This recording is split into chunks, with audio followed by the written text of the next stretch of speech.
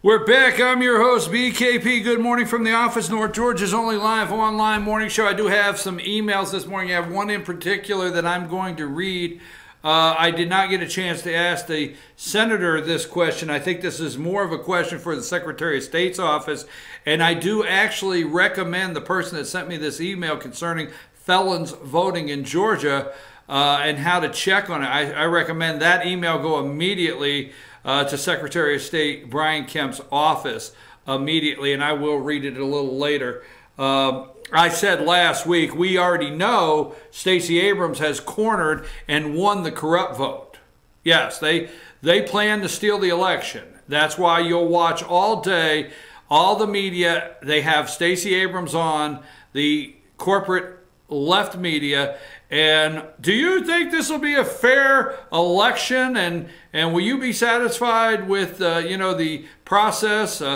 Because they're ready to say tomorrow that if she loses by 100,000 votes, that something's wrong with the Secretary of State's office. They'll call for an investigation.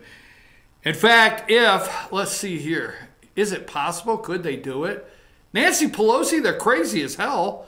So if the Dems take back the House, will they launch an investigation into the Georgia Secretary of State's office? You keep hearing impeach Trump out of Nancy Pelosi. You keep worrying about Maxine Waters being the head of the Financial Services Committee. You keep worrying about that. Those are things that should keep you up at night. I know I have those ones out there looking at me from the other side of the camera saying, they can't do that. These are the same people. You remember the Kavanaugh hearings lied? We have a woman that came out and said she lied about Brett Kavanaugh. They will do anything, folks. So if Stacey Abrams loses by 100,000 votes, that's why voter suppression, voter suppression, voter suppression. If she loses 100,000 votes, Nancy Pelosi has the gavel. There's a committee in Washington, D.C. that likes to look into elections. They may launch an investigation into the Georgia Secretary of State's office. You just keep thinking they can't do that, and I'll keep doing my job here. 30,000 in Macon. We'll stick with that number. Overflow crowd. We're just going to go with it for argument's sake, because we don't argue here with our fellow friends. 12,000 in Chattanooga last night. Many of my friends here in North Georgia, you went over to Chattanooga. So a lot of people in Georgia went over to Chattanooga last night to see the President of the United States, because hour 10 minutes from here versus 3 hours to Macon. 42,000 yesterday. Barack Obama and Oprah Winfrey cannot get. Barack Obama and Oprah Winfrey cannot get 2,000 people to show up. Now, at Barack's rallies, what they would do is they would post that you had to show up at certain locations at a certain time to get tickets, not go online. See, Trump is first come, first serve. You can go online right now, and you can click on those tickets, and you can print them out on your printer and have them, and then you get down there, and the first 30,000 that can make it in, get in. Obama doesn't do that. They create the illusion that there's lines to see Obama. So what they do, instead of going online to get the tickets, you have to come and get in line. And then the media will run out. This is true, folks. Then the media will run out and take pictures of the lines that have assembled to get Obama's tickets. So there's 1,000 in this line, 1,000 here, and they come out with their camera. Oh my God, there's over 1,000 people in line just to start getting tickets. But together they can't get 2,000 people. That's true. They don't do it like that online. You got to go get the tickets at the Democrat office. One, so they know you're there. Two, so they can make sure they got all your information. But so they can have, what they do is they call the media. Media comes out, they write an article. Look how long the line is to see Barack Obama in Georgia to campaign for Stacey Abrams. Then what they'll do is they'll take the pictures. They will not pan the audience for Obama. They will take the pictures and they will spread them out so that at least in the backdrop from Obama, it looks like there's a crowd of 40, 50 people. Anytime they do a picture of Trump, they squeeze it down to 4 people behind him. But there's what? I mean, the biggest rallies Obama's having is like 2,000 and 3,000. Hard to find, hard to get a, gymnasium. They're in a quandary. Here's a quandary. They're in a quandary because the high school gym holds 3,500, and that's the best they could do. But if they get 5,000, the next place holds 8,000, and they don't want to show 3,000 empty seats, so they don't know what to do to fill these places up. They make it real dark in the back. This is true. Obama cannot fill up a place. Oprah Winfrey cannot fill up a place. Stacey Abrams cannot fill up a place. Joe Biden cannot. Joe Biden is speaking to 75, 300 people max, but that's all. They all run down. The whole state DNC runs down to be at the rally so they could look like they have a crowd. That's the bottom line, okay? Trump, one day, 42,000 Americans drove a distance. I'll tell you what it means in a minute. I do not believe the polls. I want to go up. I want to cover this because I don't want to forget it. Let's go to number 42. I know I told you an order, and you're about to say, well, wait a minute. You told me that, but that's not in the mix. Number 42. You remember this? I want to explain something. I have explained over and over today, and we are going to get into national news with elections. But the Georgia governor's race is making the national news, so I'm staying focused a little bit here. Why Brian Kemp should be the next governor of Georgia, we are giving you all the reasons. Georgia State Senator Steve Gooch just explained to you, they do not have a majority, they do not have a super majority, meaning they cannot override a Stacey Abrams veto. So if she wants to put another $2 billion on the budget, and they send a budget that doesn't have the $2 billion, she sends it back. She vetoes it, and the Georgia State Constitution requires you to balance the budget. So what do? Give her $2 billion, settle at $1.5 billion. What do? But you got to do something according to the Constitution. So I'm giving you all the reasons why. Here's one right now, not Van Jones. CNN, this is election night, okay? You got it? Breaking news, Michigan, New Hampshire, Pennsylvania, Wisconsin, too close to call. All right, now this is early morning. These people, their nerves are shot. This is the presidential election. Michigan, New Hampshire, Pennsylvania, Wisconsin. Too close to call. Just want to put this in your brain. Why Brian Kemp or Republicans need to keep the governor's mansion in your state. Wherever you are, the governor's mansion needs to go to a Republican. Just for this reason alone, I'll go with it. Okay? Pennsylvania actually came in at midnight. At midnight, at about 11:45, I knew, the Cub fan knew, we knew Pennsylvania was in. I was getting text messages, hey, why are they not calling PA? This is like 10:30 at night. So I'm checking with some people I have on the ground there, and they won. The governor wouldn't let them call it. The Democrat governor of Pennsylvania would not let them call the race. They were busy figuring out anything they possibly could do to steal it. Oh, yeah. Because, see, remember the joke is there was one precinct in Philadelphia when Mitt Romney ran that he didn't even get a vote, not one. Trump got so many votes in in Philadelphia, okay, that they knew Hillary's vote lead in Philadelphia couldn't overcome the rest of the state.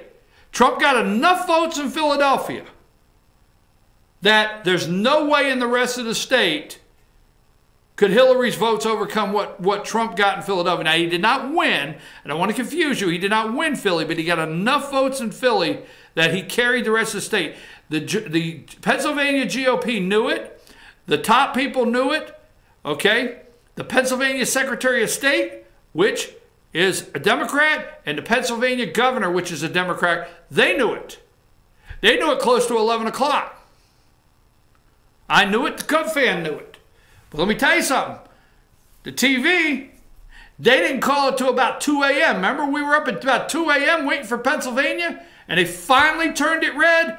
That's because the governor of Pennsylvania was looking for he would not let it be called. He was looking for everything he could possibly do to hold it up. He was looking for every way to find Hillary that extra 20,000 votes here, 30,000 here.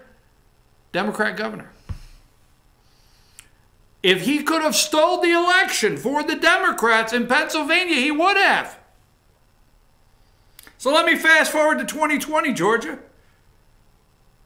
If Donald Trump comes to Georgia in 2020 to run for president, what if Stacey Abrams and the Democrat Party are in control and they have every opportunity to see how they can do it to steal the election in 2020? Just saying. Every governor out there, you got to go vote Republican, or you're also voting against Donald Trump in 2020 because they will try to steal it. If DeSantis loses in Florida, and Florida's always a little swing there, and we're waiting for the western part of the state to come in, right? Those counties. You think Gilliam and Stacey Abrams?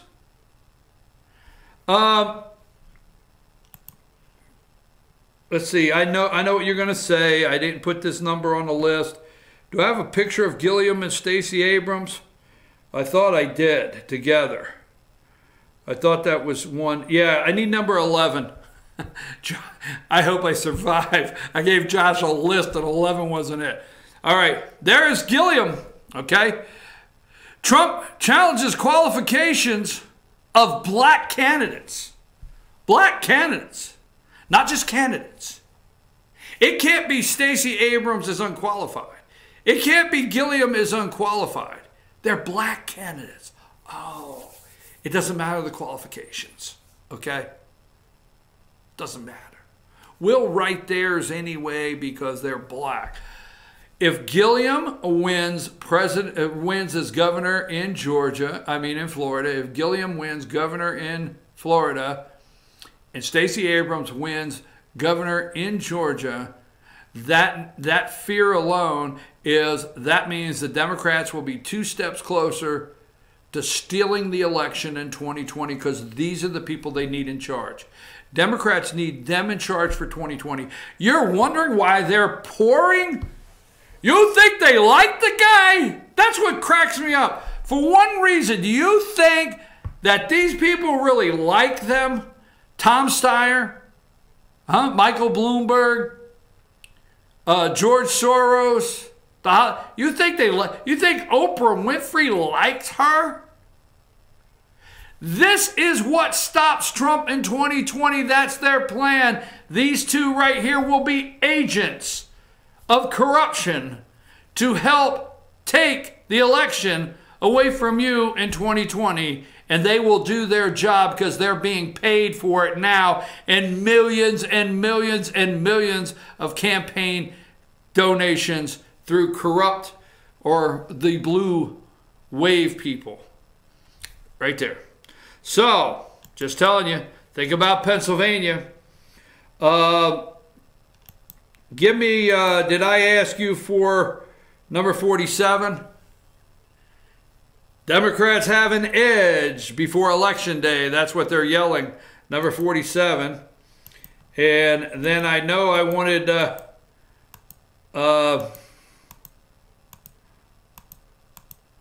give me number 35.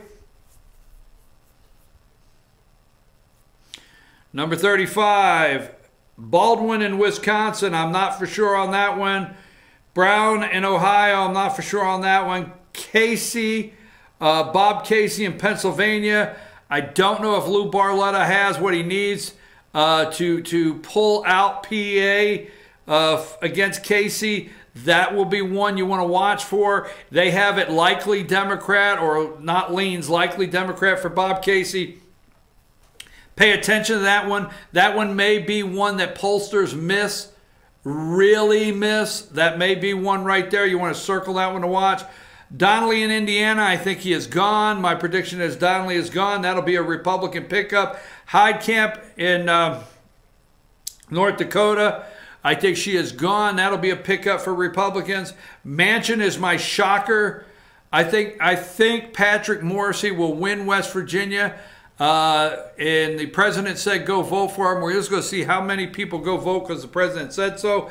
I think maybe Manchin loses there. If Manchin was to pull it out, I'll be shocked if Morrissey wins, so that's my shocker, and I think he will win. Patrick Morrissey. Joe Manchin, if he pulls it out, Senator David Perdue will talk him into becoming a Republican. So I think West Virginia will go Republican no matter what. Karen McCaskill, and we'll look at a poll now. I think she is gone. That's another Republican pickup. Ben Nelson, I think, is gone. And Ben Nelson, I think, is gone in Florida, and that'll be another Republican pickup.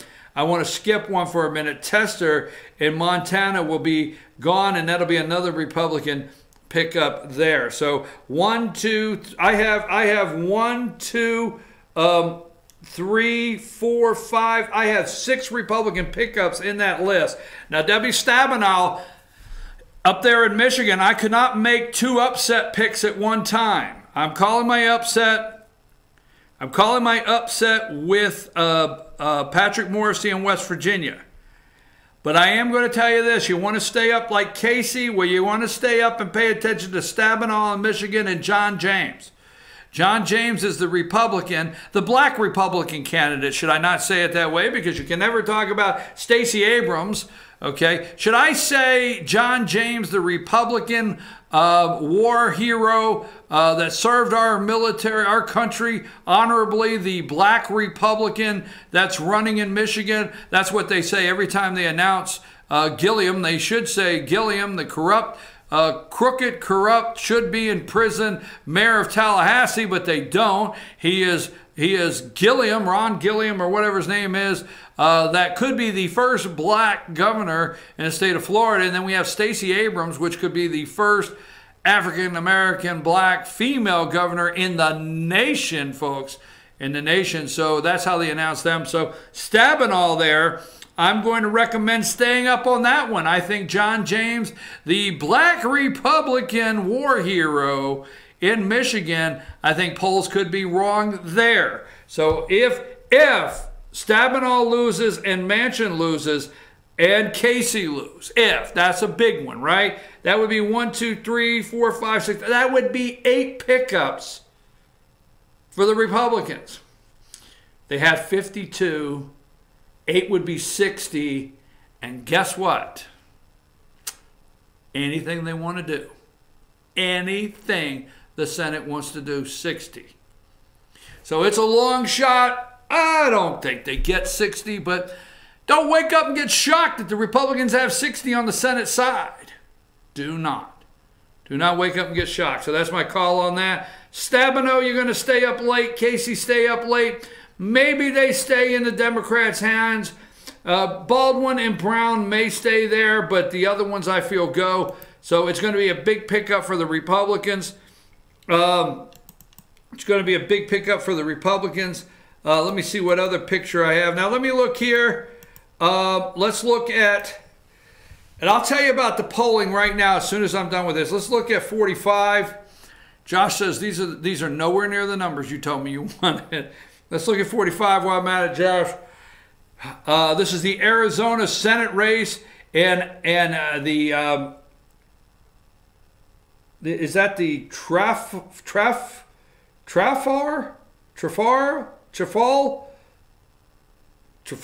group? I don't know who that is. I can't read it. It's blurred at the top of my screen. This is an October 30th through November 1st poll. Martha McSally, 47, and Kirsten Sinema, 50, the Democrat. This is a poll.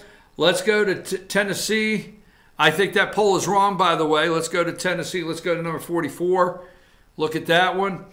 Representative Marsha Blackwell, 44. Phil Bredesen, the former mayor of Nashville, also the former governor of Tennessee, 44. That one goes up to October 29th. I don't think that is anywhere close to the numbers. Just ask the people that went down to Chattanooga to support Marsha Blackburn with Donald Trump.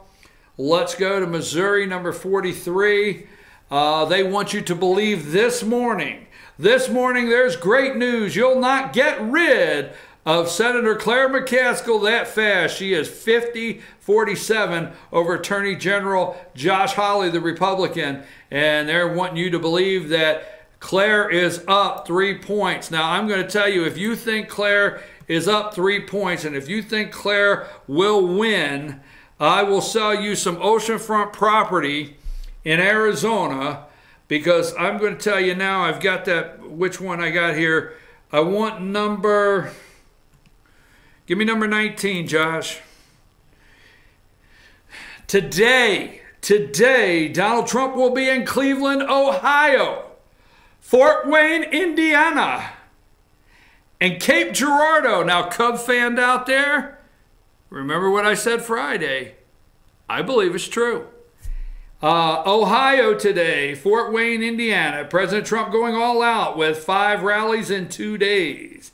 All right, yesterday, Macon and Chattanooga. Today, Cleveland, Fort Wayne, Indiana, and Cape Girardeau, Mississippi. And at Cape Girardeau, Mississippi, we understand Sean Hannity will be with him, and none other than going back home, the hometown boy that went out and made it big, Rush Limbaugh, will be in Cape Girardeau, Missouri tonight with the President of the United States, and that happens to be Rush's hometown, okay?